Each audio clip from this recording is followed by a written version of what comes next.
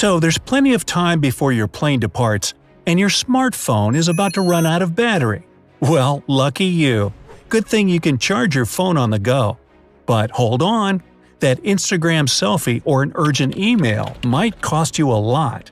IBM security experts say that cyber criminals use USB ports in airports, train stations, and other public places to steal personal data from your gadgets. They have no difficulty modifying USB ports by installing special software that steals the owner's personal data, including bank information. You might think that it's a bit paranoid, but cyber criminals are becoming more active, and this is no joke.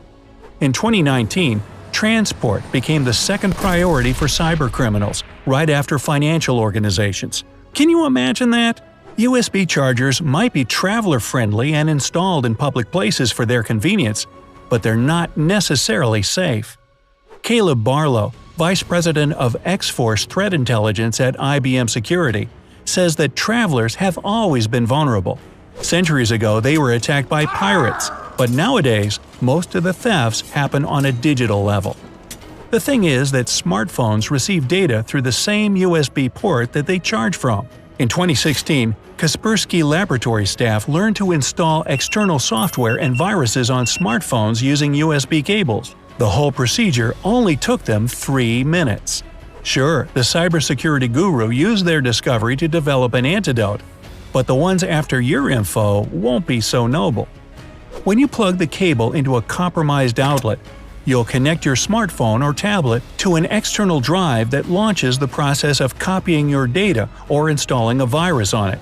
They'll get access to all your personal information in no time. That includes your bank account, email, text messages, photos, and contacts. This technology is known as juice jacking. Another way they use to steal your data is called video jacking, which is also based on using a modified USB port. All the activity on the smartphone screen is recorded on video and allows the thieves to see what you type and what kind of info you look through. Sometimes they don't even bother to do anything to the port itself. They just leave a cable plugged in there. Barlow says that a bad guy probably wouldn't take the USB port apart in front of everybody, but he could just plug in his special cable there and wait at home in front of his laptop. A man passing by might see the cable, which matches his device, and just start charging it. And this is when the software crawls into your tablet or smartphone and copies something you'd rather keep private. Barlow compares using USB chargers left in public places to brushing your teeth with a toothbrush that you found on the road. You don't have the slightest idea who's used it and what for before you. Is there any reason for the owners of the latest Android and iPhones to worry? The best brains in the world are working on their security after all. After smartphone producers learned about juice jacking, they did add extra safety measures to their devices. Now iOS and Android ask for your approval to get connected to an external device. But if you're prone to agree to anything your smartphone offers without looking, that won't be much help. There's other risks too. If you've got an Android with an older operating system, or the USB debugging mode is switched off, it'll be no problem to pass a virus onto it. There's a function on the latest Apple devices called USB restricted mode. It's an innovative defense mechanism which prohibits data exchange during charging through a USB port. Android models face greater risks, though they're also packed with their own software, which bans unapproved access to your data. If you're using a device with the latest version of operational system, in theory, there shouldn't be much danger. But still, if you need to charge it urgently in a public place, don't use a public USB port. You never know what cyber criminals will come up with next. So if the only way to have guaranteed protection from fraud is to avoid using USB chargers in public places, what can you do if your smartphone has a low battery? Well, bring a common charger and plug it in a common outlet. This is less convenient since there aren't as many of them in airports, but it's definitely safe. Another option is to charge a power bank through a USB port and then charge your smartphone with it. If that's still not enough, you could buy a special USB cable, which lets you charge the device but doesn't allow the exchange of data. You can also follow suit with the White House and build a special mobile security gadget for less than $30. It's called a Juice Jack Defender and will protect you from identity theft and malware while charging. There's also a completely different kind of danger when it comes to charging your smartphone through a USB cable. The device can simply burn out from voltage swell. The construction of an outlet in a public place is very simple. It's a plug directly connected to wires. If it's having issues and is connected to your smartphone, it can destroy it. And yet, despite the huge risks, even people who should know better get careless. At an RSA conference in San Francisco, which is devoted to cybersecurity, one of the companies put a charging station at their stand and offered USB cables to the participants. They did this to see how many people would use public chargers. The result was 80%, and none of them asked about security measures.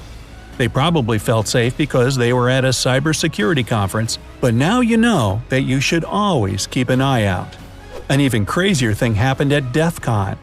Dozens of experts on information security fell into a trap themselves. They started charging their devices from a free charge station. They all eventually got the message not to plug in their personal gadgets to some dubious boxes, especially at this particular conference. So what about you? Do you charge your gadgets using public USB spots? Do you ever think that they could be unsafe? Before you run to charge the power bank, here's some more advice on how to protect your security. Install multi-layered control to all of your online bills. Create 12-symbol passwords. It shouldn't be your mother's maiden name, the last 4 numbers of your passport number, your birthday, or your address. These are the easiest passwords to crack for people with bad intentions. Don't use the same login and password for all your accounts. Change passwords every 6 months. And don't share the details of every single step you make on social media. Remember that in doing so, you make it easier for actual thieves to trace your route and rob your house while you're on a business trip or vacation. It's just like you're leaving the door unlocked to let them in. Each time you sit in the airport and feel like sharing with your friends that you're going somewhere, think twice.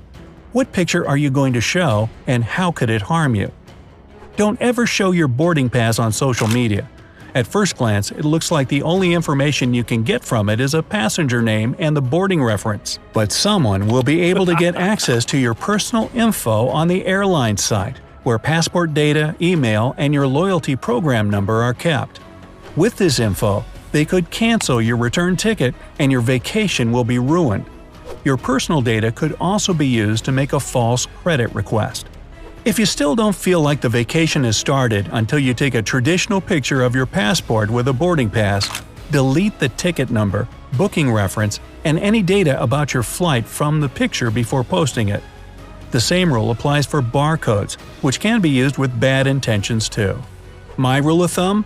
Imagine Charlie the cybercriminal is looking over your shoulder, ready to pounce on any morsel you drop. Your goal? Starve Charlie. Hey, if you learned something new today, then give the video a like and share it with a friend. And here are some other cool videos I think you'll enjoy. Just click to the left or right, and remember, stay on the bright side of life.